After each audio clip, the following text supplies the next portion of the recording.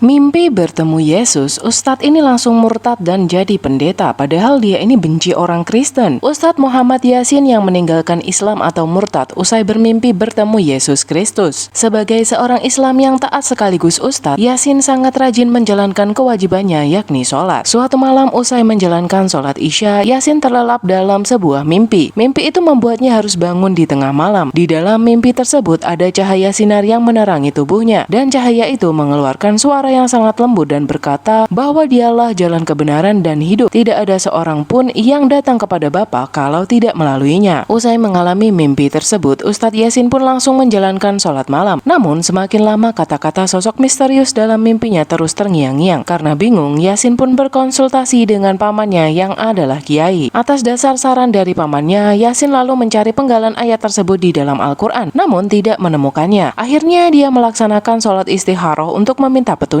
Bukannya mendapatkan petunjuk, Yasin malah mengalami kembali mimpi aneh. Dalam mimpi yang kedua ini, ia bertemu dengan seseorang yang wajahnya bersih, berjubah putih, bercahaya sambil bawa domba dan tongkat. Dengan suara lembut, dia berkata, jika ia menemukan ayat tersebut, dia harus ikut Yesus dan pikul salib. Hingga kemudian Yasin diundang untuk membawakan ceramah di sebuah masjid. Dalam perjalanan, Yasin meminta santrinya untuk berhenti karena dirinya mau membuang hajat. Setelah lama mencari, akhirnya Yasin menemukan sebuah rumah mewah. Usai buang hajat, Yasin hendak mengucapkan terima kasih kepada pemilik rumah. Ia melihat ada gambar yang ada di rumah itu, seseorang bawa domba dan tongkat. Karena penasaran, Yasin langsung menanyakan sosok dalam gambar tersebut. Mendengar pertanyaan Yasin, si pemilik rumah menjawab bahwa itu adalah Tuhan Yesus. Perjalanan Yasin menuju tempat ceramah pun dibatalkan usai pulang dari rumah tersebut. Ia pun berdoa agar tak menjadi orang Kristen. Namun 1 bulan kemudian, ia justru merasa ingin pergi ke gereja. Saat di gereja, ia tersentuh karena lagu rohani yang didengarnya. Tiba-tiba saja ada pendeta yang naik ke mimbar dan mengucapkan penggalan ayat yang sama seperti di mimpinya. Setelah itu, ia sering ke gereja hingga akhirnya ia memutuskan untuk memeluk agama Kristen.